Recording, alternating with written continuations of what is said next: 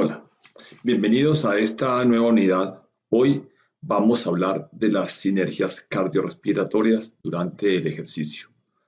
Al término de esta unidad, se espera que el estudiante tenga las competencias que están aquí anotadas.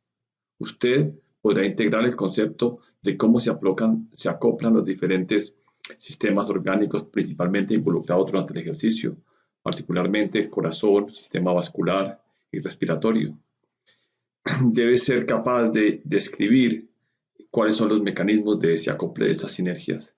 Y por último, muy importante, tener muy claro y ser capaz de definir el concepto de consumo de oxígeno y consumo de oxígeno máximo. El concepto de cómo se integran los diferentes sistemas orgánicos cuando se realiza un esfuerzo físico no es nuevo. Escritos tan antiguos como aquellos propuestos por Hipócrates en el siglo IV antes de Cristo ya hacían una revelación de lo que ellos tenían en mente. Él proponía, hay una circulación común, hay una respiración común, todas las cosas están relacionadas. Este es un primer concepto fundamental para poder integrar, para poder tener claro cómo se comporta nuestro organismo durante el esfuerzo físico. Ya lo hemos visto en unidades anteriores, la importancia que tiene el que los diferentes sistemas cooperen para que el músculo esquelético, que es el personaje principal de este escenario del ejercicio físico, cuente con todos los insumos necesarios para el buen desempeño del aparato locomotor. Es así como una vez iniciado el ejercicio, este músculo no puede dar espera, tiene que ser de una manera justo en el momento que es inicialmente unos ajustes relativamente rápidos que vayan a estar todos orientados a garantizar los elementos necesarios para este trabajo. Los elementos fundamentales pues están integrados, pues aparte del control neural de movimiento que lo hemos visto y qué participación tiene el cerebro y la médula espinal y toda la transmisión del impulso nervioso para poder coordinar el movimiento. Los elementos críticos, los elementos más importantes a tener en cuenta aquí es cómo ese músculo va a recibir los combustibles necesarios de diferente naturaleza. Vimos la importancia que tiene el aporte de los carbohidratos.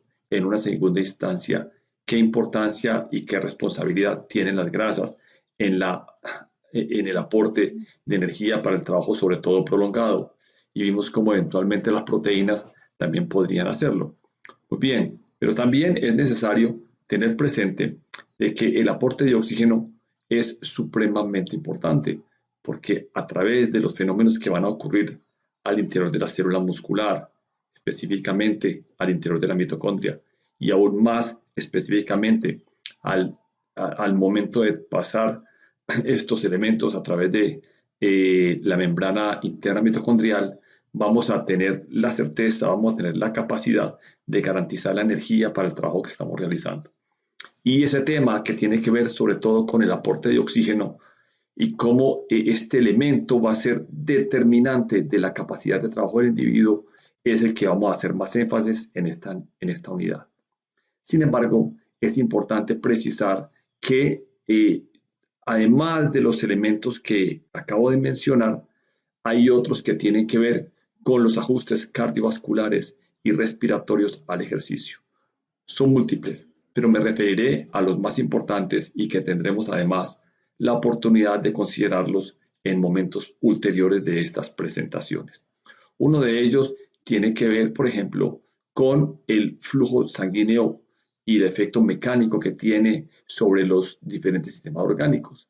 Este efecto mecánico tiene un compromiso muy interesante en todo lo que tiene que ver con la regulación de la temperatura corporal, por ejemplo. Tendremos que ver, por ejemplo, cómo habrán aspectos relacionados con la cantidad de sangre que yo haga circular a través de otros órganos tan importantes en el ejercicio, como el riñón, como el tracto digestivo, etcétera. Tendremos que ver aspectos relacionados con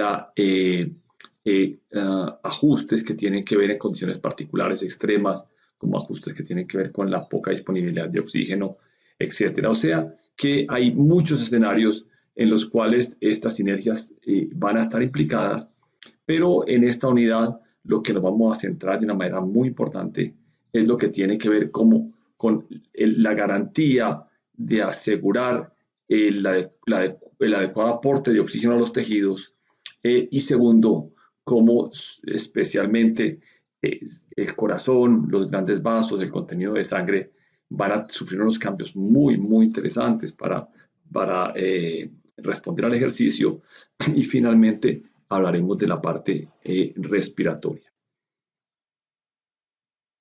Bien, entonces el consumo de oxígeno es a la fecha el parámetro fisiológico más importante en la determinación de la capacidad física de un individuo.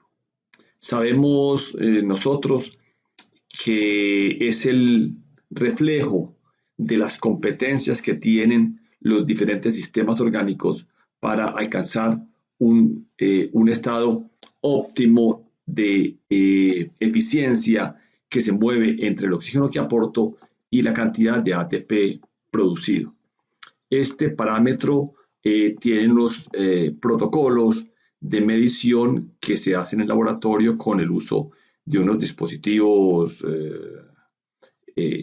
con tecnología específica para poderlo medir de manera directa. Y también tendremos la oportunidad de mencionar cómo mediante la realización de diferentes tests y con la información que disponemos podemos asumir que a través de pruebas indirectas yo puedo establecer cómo se comporta el consumo de oxígeno en un individuo.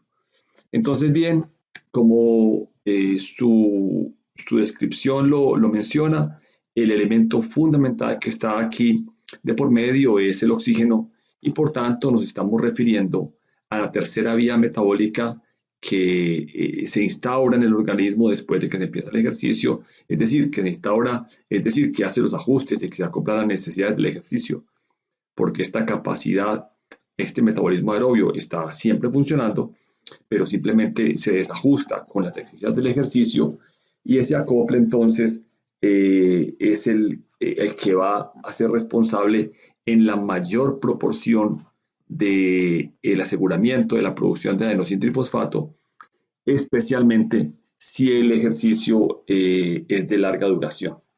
Entonces, bien, tenemos que para la distribución de ese oxígeno, el organismo va a hacer uso del sistema cardiovascular, un corazón que va a bombear la sangre inicialmente o la oxigenar en los pulmones y luego a través de las cavidades lo va a hacer circular. Este circuito es muy importante tenerlo presente, tenerlo en cuenta. Recordar que el oxígeno va a ser captado en los pulmones en la medida que el aire ingresa hasta el pulmón, allí pasa la membrana alveolar y una vez oxigenada la sangre va a pasar por las venas pulmonares que las van a conducir hasta la aurícula izquierda del corazón, de ahí van a pasar al ventrículo izquierdo. Ese ventrículo izquierdo va a ser encargado de inyectar la sangre a presión y darle la velocidad suficiente para que se distribuya por todo el organismo y ese es el circuito rojo que ustedes han visto en esta animación para que una vez se entreguen el oxígeno y los nutrientes en la periferia, en los capilares, por la red venosa que ha sido marcada en azul, la sangre sea recopilada, sea recuperada y vuelva a llegar a las cavidades derechas del corazón, en un primer momento a la aurícula derecha, que le va a pasar enseguida la sangre al ventrículo derecho y este a su vez la va a inyectar de nuevo en los pulmones en la presión necesaria que ellos necesitan para que se cumpla de nuevo el circuito de oxigenación de los tejidos, demarcando entonces así dos grandes compartimientos, dos grandes circuitos de circulación que son la circulación mayor, aquella que sale desde el ventrículo izquierdo y va a regresar después de pasar por los capilares periféricos de los músculos y los órganos y va a llegar de nuevo hasta la aurícula derecha. Ese es el circuito mayor, circulación mayor, y luego un circuito menor, una circulación menor, que es aquella que está comprendida entre la salida de la sangre desde el ventrículo derecho a través de la arteria aorta, todo el recorrido que hace el interior de los pulmones y luego las venas pulmonares que van a conducir la sangre oxigenada hasta la aurícula izquierda. Entonces, este concepto es necesario tenerlo siempre presente, la anatomía del sistema vascular es crítico para poder comprender lo que vamos a revisar de aquí en adelante. Volvemos entonces aquí a un esquema que considero que es muy didáctico, creo que es supremamente útil y es el que habíamos visto al inicio de todo el módulo que hablaba de las sinergias cardiorrespiratorias, pero en este caso nos vamos a centrar específicamente en el tema del consumo de oxígeno. El oxígeno que está en el área ambiental lo tenemos en una concentración del 21%, quiere decir que en el aire ambiental de 21 moléculas de 100 moléculas que existan en un volumen determinado, 21 de ellas van a corresponder a oxígeno y la otra gran parte en su mayor proporción, casi en su totalidad, van a corresponder a nitrógeno. Ese oxígeno entonces va a ingresar al organismo a través de la ventilación pulmonar y entonces vamos a hablar de esa función pulmonar como un oxígeno inspirado que va a ser captado en el alvéolo y en la circulación menor va a pasar al corazón, al sistema cardiovascular, y ese sistema cardiovascular va a ser el encargado de transportar el oxígeno. Hablamos en esta segunda flecha que es representado en el sistema cardiovascular del oxígeno transportado, el cual finalmente va a llegar al músculo donde va a ser consumido específicamente en la mitocondria. Esa mitocondria ya la detallamos en el módulo de metabolismo del ejercicio en la parte bioquímica y no me voy a referir a ella. Lo que sí tenemos claro es que de la utilización de ese oxígeno y de los sustratos energéticos que a ella le competen, vamos a tener como resultado la producción de un dióxido de carbono.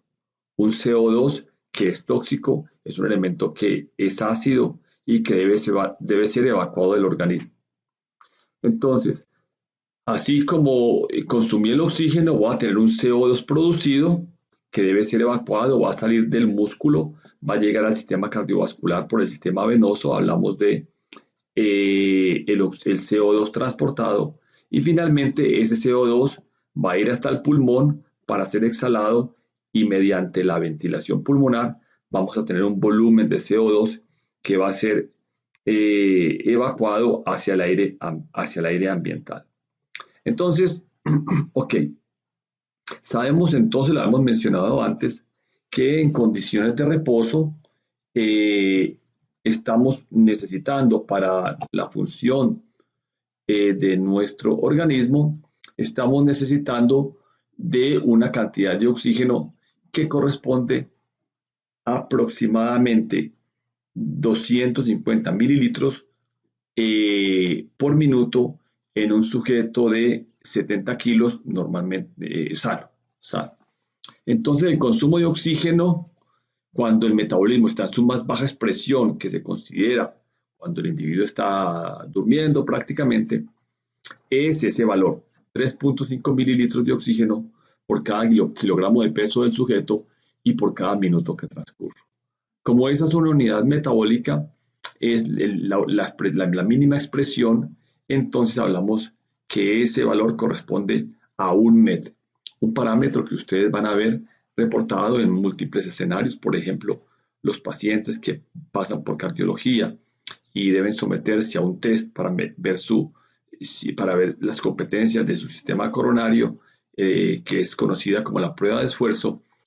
El reporte de la capacidad de trabajo de ese individuo va a ser reportado en METs. Entonces es importante que ustedes tengan presente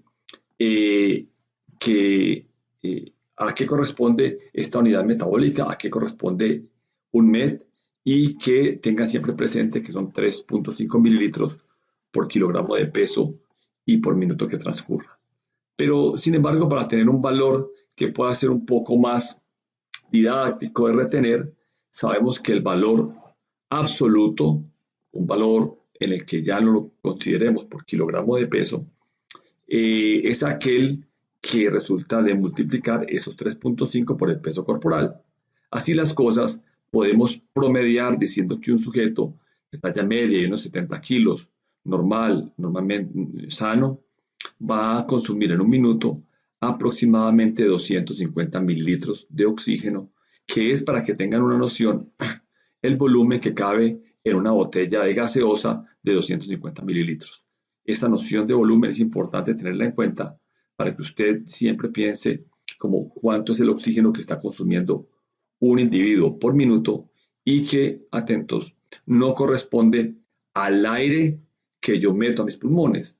Cuando yo hablo de cuánto aire entra y sale de mis pulmones, me estoy refiriendo a la ventilación pulmonar, no al consumo de oxígeno.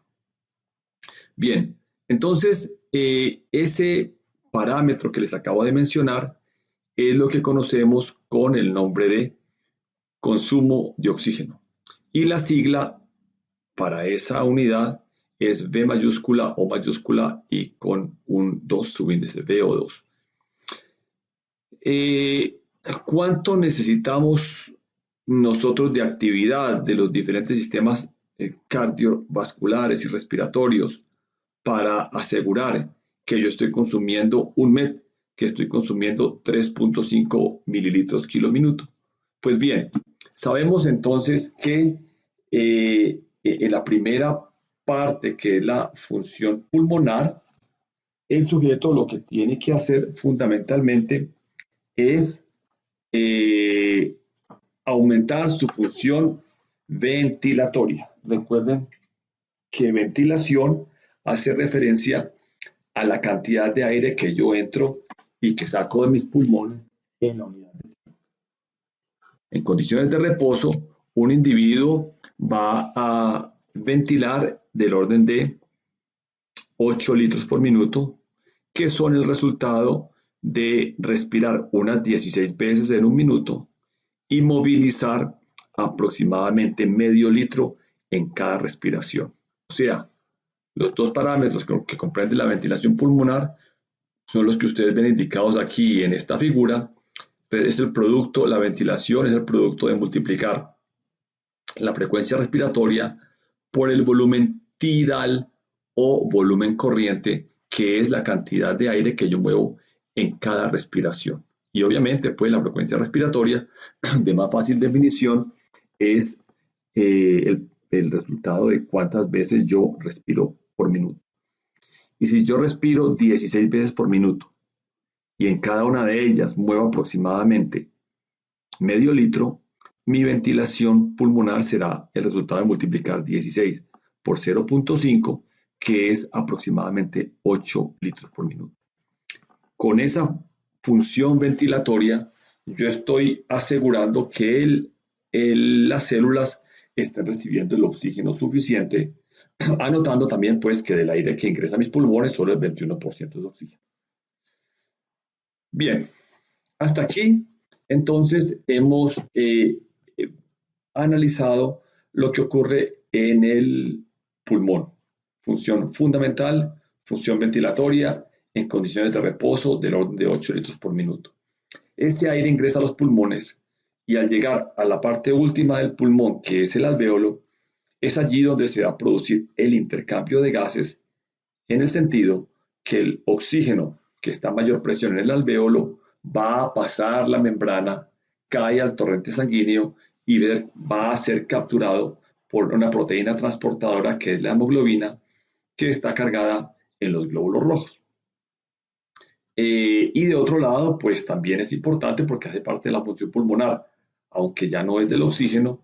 El otro componente fundamental es que el CO2, que viene en una concentración importante en la sangre, que ya pasó por los capilares y se ha cargado de este gas, es en el pulmón donde la diferencia de presión va a hacer que este gas salga de la sangre, se desprenda de la sangre, pase al alvéolo y sea exhalado. Entonces la función pulmonar, la función ventilatoria, es crítica en el rendimiento, en el funcionamiento fisiológico, pero va a tomar todavía más relevancia, sobre todo durante el ejercicio, porque es ahí donde vamos a estresar más este sistema, donde yo tengo que optimizar siempre el fenómeno de oxigenación de la sangre, de los glóbulos rojos, y ahí es donde la función pulmonar cumple una gran función. El siguiente componente tiene que ver con la función cardiovascular. ¿Qué quiere decir esto? Quiere decir entonces que en el sistema cardiovascular los ajustes tienen que estar orientados todos específicamente a el aumento de la velocidad de circulación de la sangre. La sangre tendrá que circular más rápido, todo esto para poder proveer a unas células que están activas y que han aumentado tanto sus necesidades como el músculo esquelético en el ejercicio, procurando entonces que en la medida que pase más sangre por minuto a través de ese músculo, el suministro de oxígeno, el suministro de nutrientes y la evacuación de elementos de desecho se optimice, que sea más eficiente. Para eso entonces, lo que tengo que hacer yo específicamente es aumentar la velocidad de circulación de la sangre. Y la velocidad a la cual circula la sangre se denomina el gasto cardíaco. El gasto cardíaco, dicho así, es del orden de 5 litros por minuto en un sujeto sano. Un sujeto que está en condiciones de reposo con una función cardiovascular normal hace circular su sangre a una velocidad de aproximadamente 5 litros por minuto. Y esto es importante advertirlo. La velocidad de circulación de la sangre en condiciones de reposo no varía esencialmente entre los sujetos que están bien entrenados y entre los sujetos sedentarios. ¿Por qué? Porque cuando yo estoy en condiciones de reposo, mis necesidades de oxígeno, mis necesidades de nutriente al interior de todas las células no varían. En condiciones de reposo, los requerimientos metabólicos de un sedentario y de un deportista no tienen mayor variación. De tal suerte que si están más o menos en la misma condición las necesidades metabólicas de las células, pues no tendría sentido de que hubiera un gasto más elevado. Es por eso que el valor de 5 litros por minuto para el término de gasto cardíaco se mantiene en estas condiciones. ¿Y de dónde resulta entonces ese valor de los 5 litros por minuto? Pues bien, viene del resultado de saber qué tantas veces se contrae el miocardio por minuto, es decir, cuántos latidos por minuto tengo en mi corazón. Ese parámetro se conoce como la frecuencia cardíaca, que ven ustedes aquí, estoy señalando en esta diapositiva, multiplicado por el volumen sistólico, que no es otra cosa sino el volumen de sangre que yo voy a inyectar en cada sístole, de ahí su nombre. De manera análoga a lo que vimos en la parte pulmonar, donde yo multiplicaba el volumen respiratorio por la frecuencia respiratoria, yo tengo aquí que estoy multiplicando el volumen de cada sístole por la cantidad de veces que yo haga latir ese corazón por minuto. Entonces el producto es relativamente, nos da el resultado sin mayores dificultades. Si he dicho yo que es del orden de 5 litros por minuto, ese producto va a ser el resultado de multiplicar una frecuencia cardíaca que puede ser del orden de 77 mililitros latidos por minuto. Ese daría un valor de frecuencia cardíaca multiplicado por el volumen de cada sístole, cada una de ellas, que puede ser del orden de 70, 73, 75 mililitros por minuto. Si multiplicamos 77 por 70 aproximadamente, el valor va a ser cercano a los 5.000 mililitros por minuto, lo cual en términos abreviados y más comúnmente utilizados, estamos hablando que el gasto cardíaco es del orden de 5 litros por minuto. Así las cosas, entonces, ya tengo una función pulmonar que está funcionando a razón de aproximadamente 8 litros por minuto, una función cardíaca que me está asegurando un gasto cardíaco del orden de 5 litros por minuto y que me va a permitir entonces a nivel celular tener un consumo de un débito de oxígeno que va a ser del orden de 250 mililitros por minuto, o como lo mencionábamos hace un momento del orden de 3.5 mililitros por minuto. Entonces, estas son las condiciones en las cuales estamos funcionando cuando el organismo está en condiciones de reposo. ¿Qué pasa cuando hacemos ejercicio? Cuando hacemos ejercicio, entonces estas células musculares, este componente muscular y de hecho pues el resto de las células del organismo van a tener unas necesidades de oxígeno y de combustibles mayores y tendré que ajustar la función. ¿De qué magnitud pueden ser esos ajustes?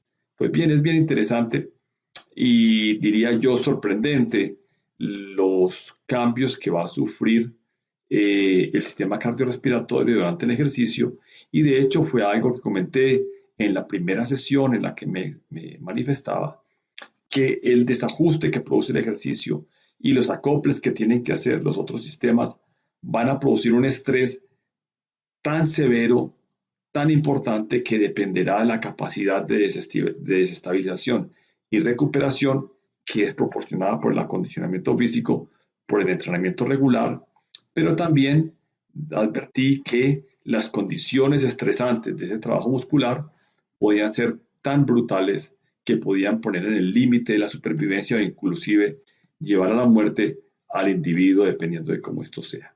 ¿Cuáles son esos valores tan importantes a tener en cuenta? Pues bien, si nos vamos ahora a lo que tiene que ver con la función pulmonar, vamos a decir que si un individuo promedio, no atleta, un sujeto de 25, 30 años, eh, no atleta, moderadamente activo, lo sometemos a un test en el que debe esforzarse hasta su máxima capacidad, lo llevamos hasta el agotamiento, vamos a medir en ese último minuto del ejercicio en el que el individuo se encuentra haciendo su máximo esfuerzo físico, que la función pulmonar va a pasar de 8 litros minuto a aproximadamente 70, 75, 80 litros por minuto. Quiere decir entonces que estamos aumentando casi que por 10 veces la función ventilatoria respecto a aquella que tenía el sujeto en condiciones de reposo.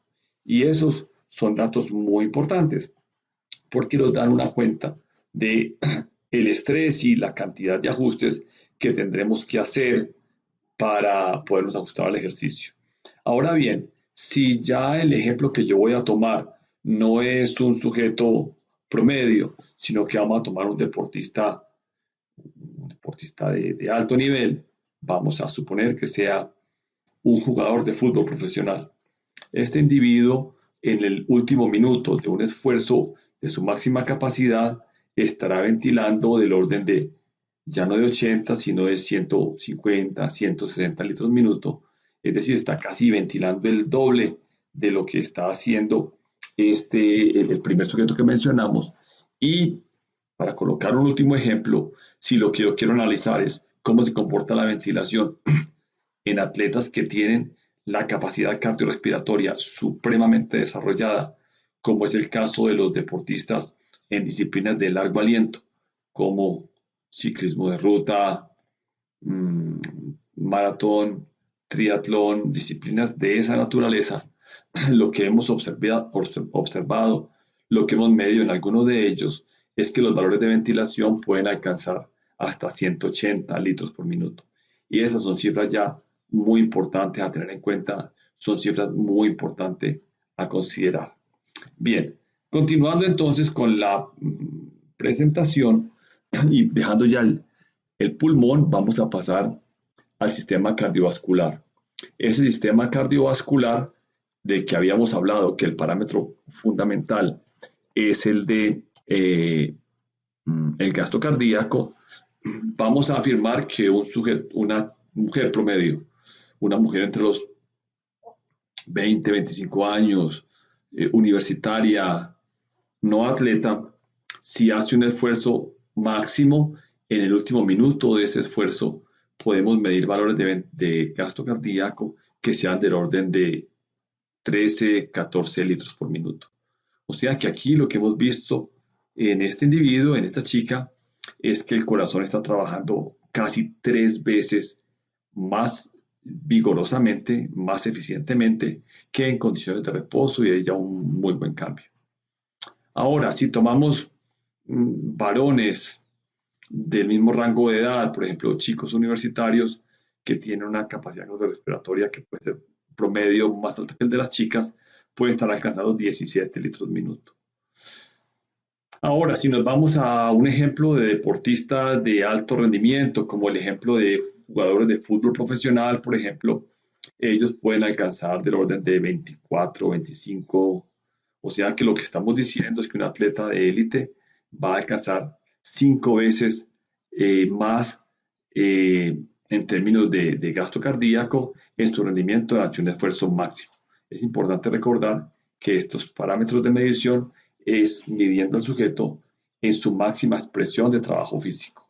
Pero si queremos ver datos todavía más sorprendentes en atletas excepcionales, como les mencionaba hace un momento, en atletas de disciplinas de largo aliento, como el ciclismo de ruta, maratón, triatlón, etcétera, hemos encontrado valores que pueden alcanzar hasta los 35, 38 litros por minuto, o sea que son valores descomunales, sorprendentes, que demuestran la capacidad que tiene nuestro organismo de ajustar no solo la masa muscular periférica, sino la función cardíaca. Anotando pues que el músculo, como lo vimos en su momento en su unidad, es un órgano, es un músculo que tiene una gran capacidad de adaptación y que tiene una tarea sorprendente, que es la de producir trabajo físico a lo largo de toda la existencia del individuo y todos los años que él pueda estar en vida.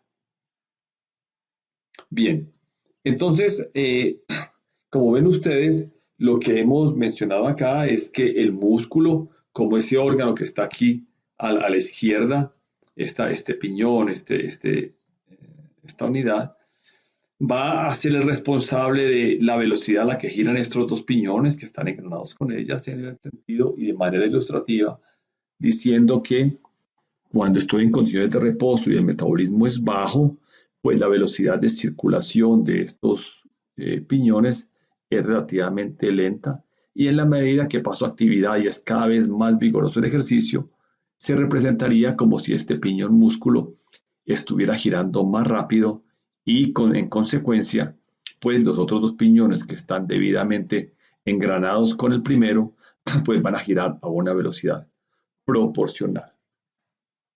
Pero antes de pasar a otros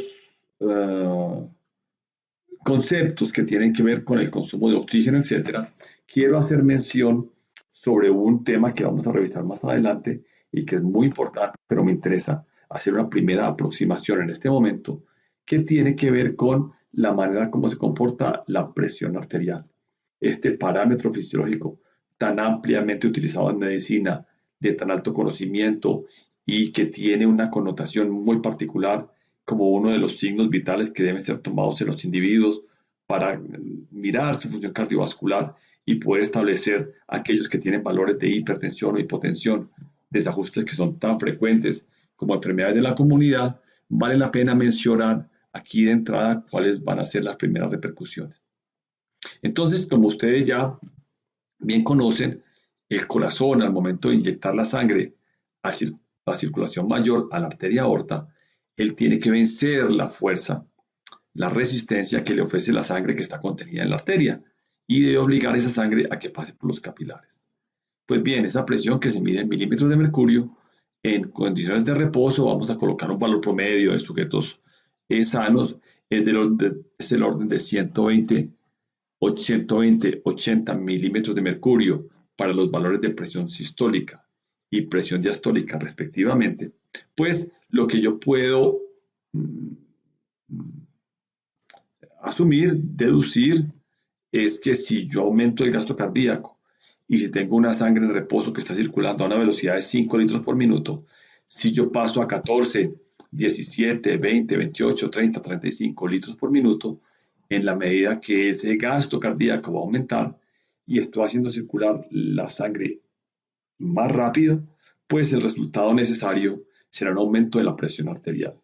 Entonces, además de los cambios que vimos en pulmón, aumento de la ventilación, en el corazón, aumento del gasto cardíaco, y en el músculo, aumento del consumo de oxígeno, otro elemento muy importante y que desarrollaremos en su momento es los cambios y el incremento en los valores de presión arterial durante el ejercicio.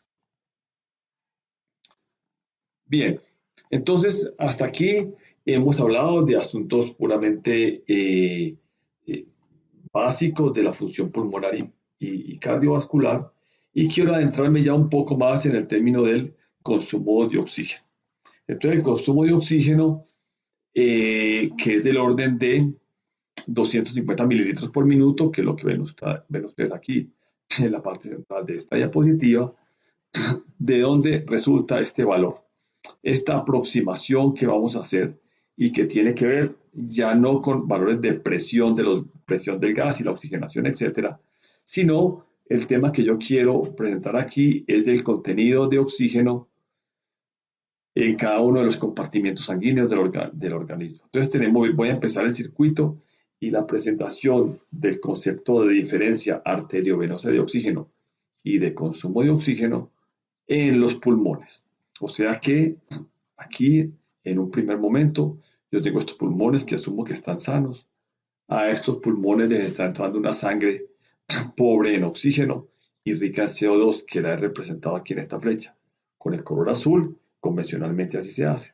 Pero empezando la historia, vamos a decir que esos pulmones, asumamos que la función ventilatoria fue adecuada y que la hemoglobina se cargó de oxígeno. Aquí el individuo ha oxigenado adecuadamente su sangre en los pulmones y lo que debe hacer entonces es hacerla llegar al corazón izquierdo, aurícula izquierda, ventrículo izquierdo, a través de las venas pulmonares.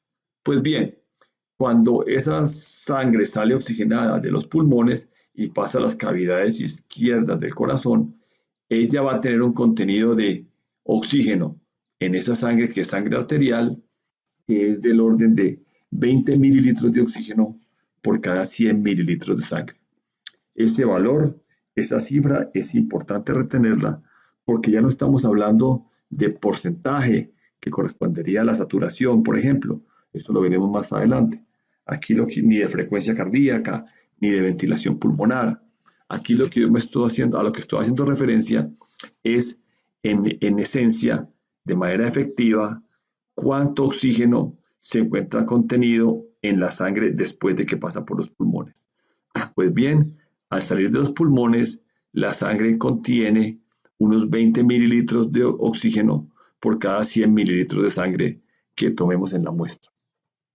Y esa sangre va a salir así oxigenada a través de las cavidades izquierdas del corazón, que es el ventrículo izquierdo, a alta presión, que se le va a inyectar a la arteria aorta, como lo acabamos de ver, y con esa presión, esa sangre va a recorrer el organismo hasta que esa división de la arteria en múltiples veces va a hacer que la sangre circule por el capilar, y allí, donde vemos aquí representado como la circulación general, esta circulación general, es aquí donde en estos capilares, unos vasos supremamente delgados, el oxígeno se va a desprender del glóbulo rojo y va a entrar a la célula, específicamente a la mitocondria, y va a salir de ese lecho vascular pulmonar una sangre que va a ser pobre en oxígeno, pero rica en CO2.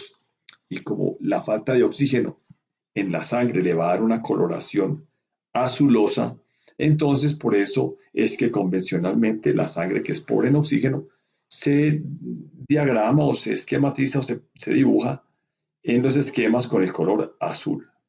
De hecho, ese color azul también viene de la palabra cian, y esa coloración azul en un paciente es lo que se denomina entonces como cianosis.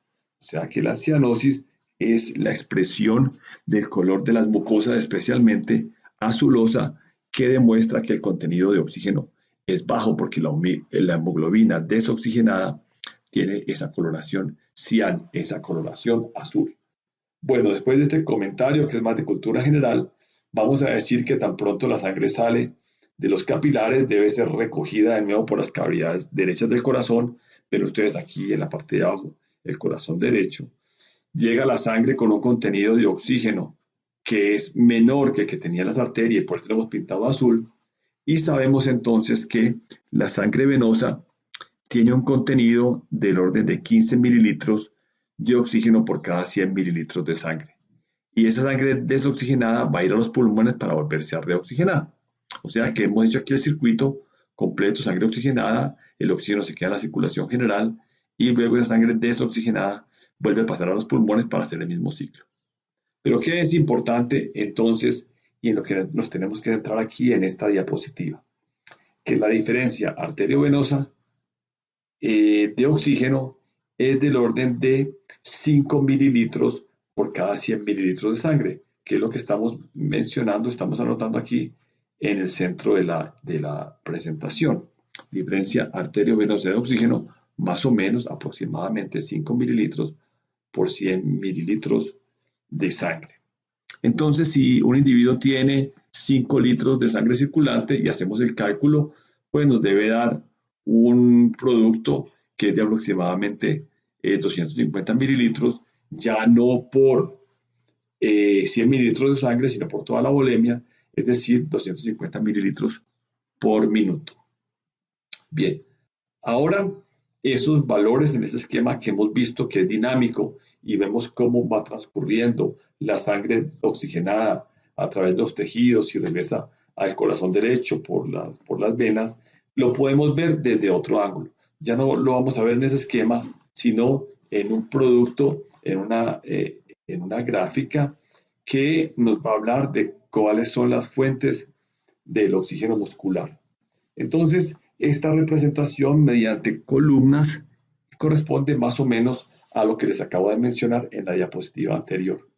Observen ustedes que en el eje vertical tenemos la variable de la que estamos hablando, que es el contenido de oxígeno en la sangre y que se expresa en mililitros de oxígeno por cada 100 mililitros de sangre que yo tenga. Y tengo aquí dos escenarios. Tengo un primer escenario de estas dos columnas a la izquierda que corresponde el análisis en condiciones de reposo y dos columnas a la derecha que corresponde al análisis del sujeto durante el ejercicio. En la columna negra estamos representando cómo está el contenido de oxígeno en la sangre arterial y en el gris el contenido de oxígeno en la sangre venosa. Observen ustedes, como lo acabo de mencionar en la diapositiva anterior, que el contenido de oxígeno en la sangre arterial es de 20 mililitros de oxígeno por cada 100 mililitros de sangre. Es decir, me estoy refiriendo a este valor que hice referencia en esta diapositiva. Y observen ustedes que en la vena ya es del orden de 15, un poco, aquí tenemos un poco, pues es más o menos cercano a 15, que es lo que habíamos dicho acá, 15 mililitros por 100 mililitros de sangre. Entonces, la diferencia arteriovenosa es simplemente la diferencia entre la altura de esta columna y esta, que son 5 mililitros por 100 mililitros de sangre. Pero cuando el individuo hace ejercicio, y este concepto es de la más alta importancia, observen ustedes, la sangre que sale de los pulmones, es decir, la sangre que llega a las arterias y que ha sido oxigenada en los pulmones, no va a perder el contenido de oxígeno que debería tener. Es decir, un sujeto sano, si hace ejercicio, el contenido de oxígeno en la sangre arterial no cambia comparado con el contenido de oxígeno en la sangre cuando estamos en reposo. ¿Y eso por qué se debe? Lo vamos a desarrollar en detalle cuando hablemos de la función pulmonar. Pero ¿qué muestra esta imagen?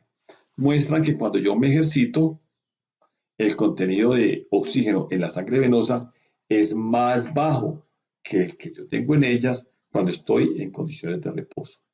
¿Qué quiere decir esto? Que aquí todo este espacio que desapareció, que era el oxígeno en las venas, va a corresponder al oxígeno que se quedó efectivamente en las células, que fue a las mitocondrias, que participó en la producción de oxígeno y que ya no volvió a ser oxígeno porque a ese oxígeno se le pegaron carbonos y se le pegaron hidrógenos y se convirtieron en agua particularmente. Entonces, ¿qué determina la diferencia arteriovenosa de oxígeno? Entonces yo miro el contenido de oxígeno, la saturación de oxígeno. La saturación hace referencia al valor que me explica de 100 glóbulos rojos de un volumen de sangre, que en este caso es arterial. Ustedes ven esta A minúscula. Se refiere a que es un valor arterial. Eh, no va a cambiar cuando comparo las condiciones de reposo y las condiciones de ejercicio. ¿Por qué depende? Porque ese factor que determina la presión arteriovenosa del oxígeno es la presión arterial del oxígeno. Dos, depende también de la volemia. La volemia no es otra cosa sino la cantidad de sangre que yo tengo circulante. Ese valor de volemia se refiere a una cifra que está cercana a los 5 litros por minuto. Vamos a decir que un sujeto de 70 kilos aproximadamente debe tener circulando en un momento determinado unos 5 litros de sangre. Esa es la volemia. Pero lo que hace eficiente y que determina la diferencia arteriovenosa de oxígeno es la redistribución del flujo pulmonar y sistémico. Entonces, en la medida que yo hago ejercicio, la sangre me va a irrigar mejor los pulmones, voy a tener una mayor capacidad de oxigenar la sangre y también, de otro lado, voy a hacer que mi función ventilatoria se ajuste al ejercicio. ¿Cuáles son los principales cambios? Yo expando más el tórax, bajo más el diafragma, lo veremos en la parte de respiración, y esos ajustes fundamentales son los responsables de que yo mantenga la saturación de oxígeno en reposo y en el ejercicio. Pero, ¿cómo es la saturación venosa del oxígeno? ¿Cuánto oxígeno tengo en la sangre venosa? Esto va a depender de qué tan intenso sea el trabajo muscular, es decir, de cuánto oxígeno yo voy a extraer de los tejidos, de cómo redistribuyo los flujos en el tejido periférico, en el entendido de que los músculos que están activos recibirán más sangre y los que están inactivos recibirán menos sangre. Depende, obviamente, de cuántos músculos esté trabajando yo en un momento determinado, de cómo es la masa muscular activa, cómo es el estado de las miofibrillas. También tiene que ver enormemente el nivel de aptitud cardiorrespiratoria, el nivel de acondicionamiento o entrenamiento del sujeto.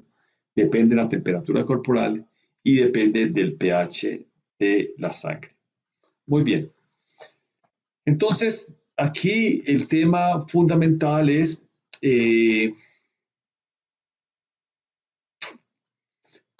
qué tanto oxígeno puedo yo consumir dependiendo de la capacidad que tengo de transportar el oxígeno. Es decir, consumo de oxígeno versus transporte máximo de oxígeno. ¿Cómo calculo yo la capacidad máxima de transportar oxígeno?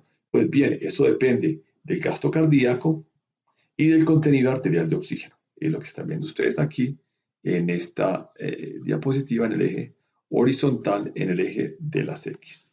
Entonces, pues aquí no hay mayor problema.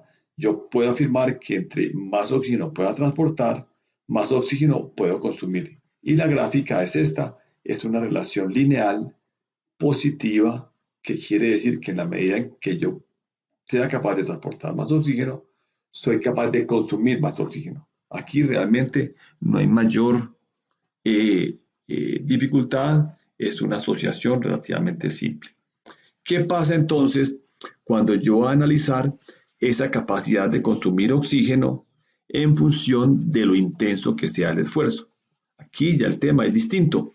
A lo que me estoy refiriendo es qué tanto oxígeno consumo cuando estoy quietico, luego qué tanto oxígeno consumo cuando estoy, por ejemplo, caminando, luego cuando estoy trotando, luego cuando estoy corriendo y eventualmente cuando estoy corriendo a mi máxima velocidad. Lo que estamos diciendo es que la intensidad está aumentando en este eje horizontal. Miren ustedes cómo la intensidad aumenta y lo que observamos es una progresión lineal, una relación positiva, directa. Quiere decir que en la medida que yo aumento la intensidad, aumento el consumo de oxígeno y de una manera lineal. Eso va a hacer entonces que yo pueda concebir que hay una relación directa entre qué tan intenso es el ejercicio y cuánto oxígeno consumo.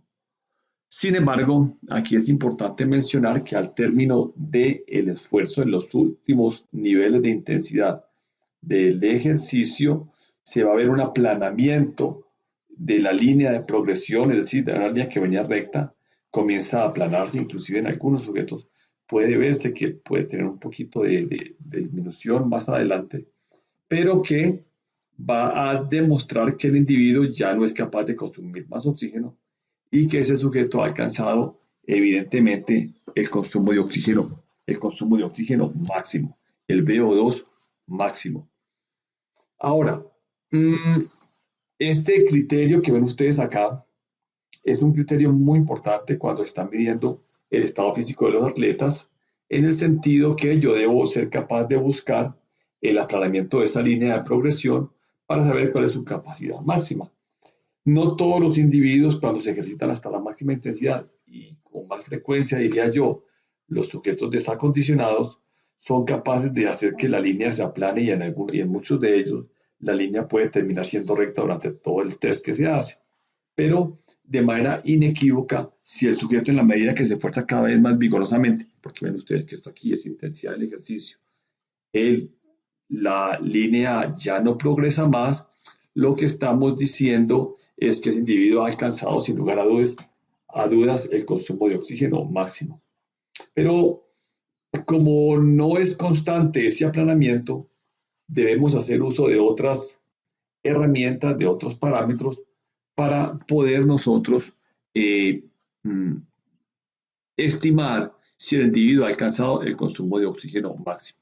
¿Cuáles son esos criterios? Un criterio, quizás el más ampliamente utilizado, es el que tiene que ver con el valor de la frecuencia cardíaca. La frecuencia cardíaca, hablaremos de ella en extenso más adelante, es una función fisiológica que es de fácil abordaje. Es quizás la más popular, la más utilizada por entrenadores para estimar la intensidad del ejercicio y es de fácil acceso porque es simplemente tomar una arteria periférica, puede ser en el puño, puede ser en el cuello, en cualquier parte. Y ahora existen dispositivos electrónicos que nos ayudan para poderla cuantificar. Existe un tope, existe un techo de frecuencia cardíaca al cual yo puedo llegar mientras hago el ejercicio.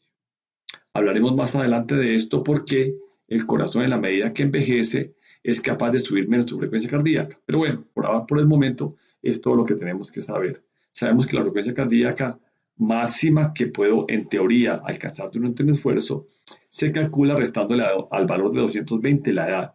Así las cosas, yo voy a perder año por año mi capacidad de subir la frecuencia cardíaca a un valor más alto. Ya va a ir bajando para entonces conocer si el individuo ha hecho un esfuerzo máximo, si el valor de VO2 máximo es, realmente se alcanzó.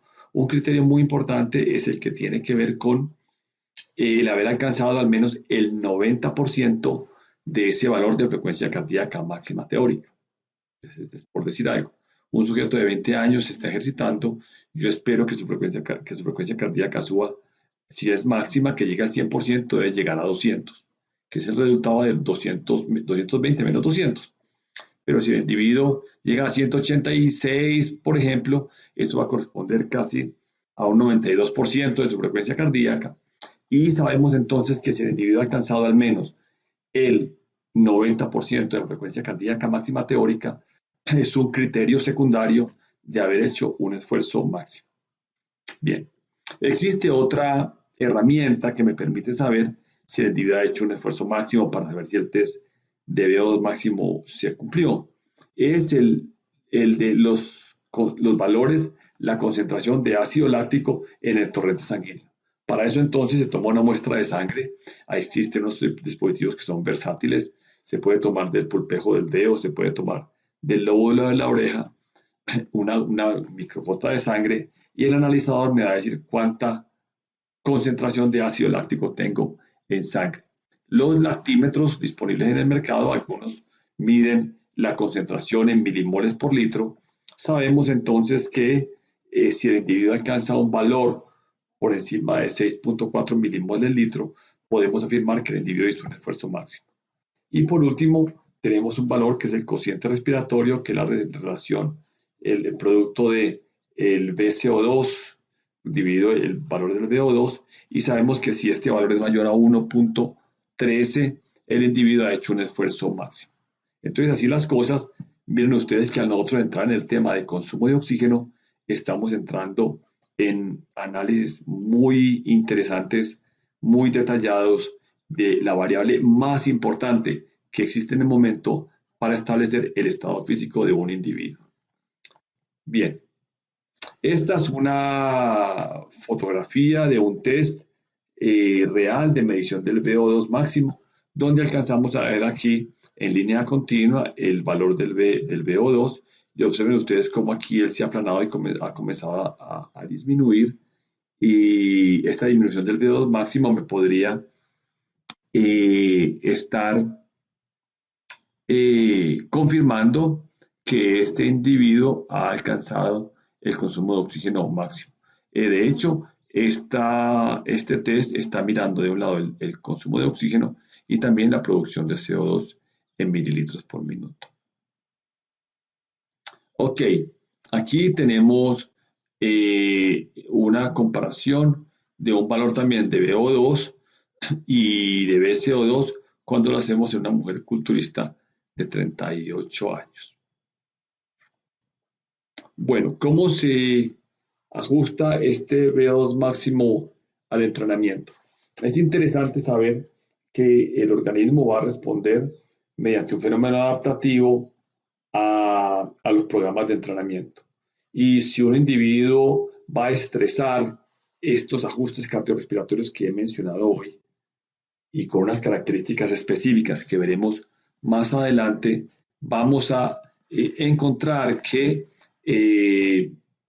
esa capacidad de captar oxígeno en el pulmón, transportarla por la sangre y llevarla hasta la mitocondria va a mejorar con el programa de entrenamiento.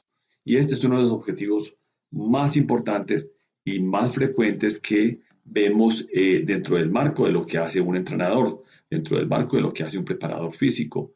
Entonces yo necesito de entrada mejorar el estado físico y poner en activación y demostrar el ajuste y los beneficios que han sufrido no solo el músculo, sino el corazón, los vasos, los pulmones, etcétera. Y esto va a dar cuenta entonces de uno de los temas más solicitados y donde mejor tienen que desempeñarse todos los profesionales de la actividad física. La adaptación del consumo de oxígeno al entrenamiento, veamos.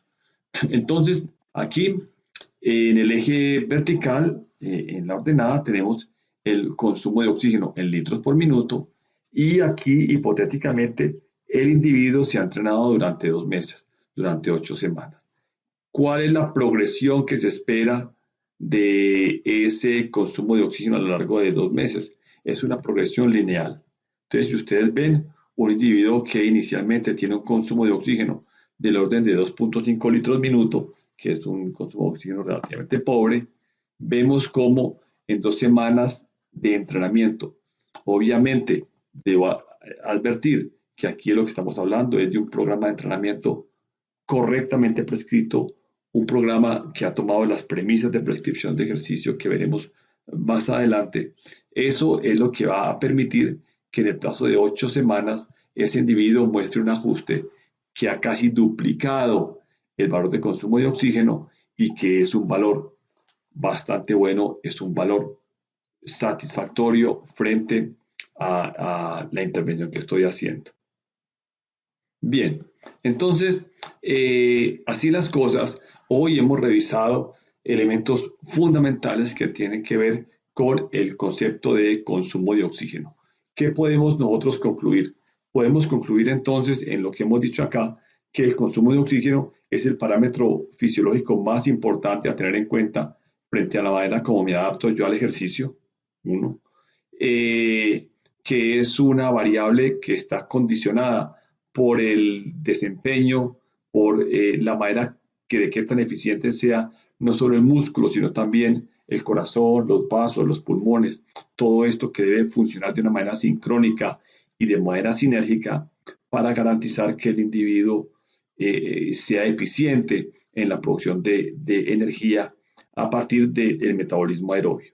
Entonces, hemos visto la función pulmonar, es decir, la función ventilatoria y sus componentes, cómo esa ventilación va a cambiar drásticamente de las condiciones de reposo a las de ejercicio.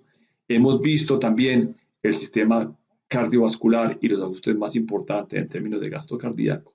Y finalmente, hemos demostrado cómo en la medida que el individuo se ejercita cada vez a más intensidad, esos parámetros fisiológicos van a irse ajustando y van a permitir que el individuo sea cada vez más eficiente.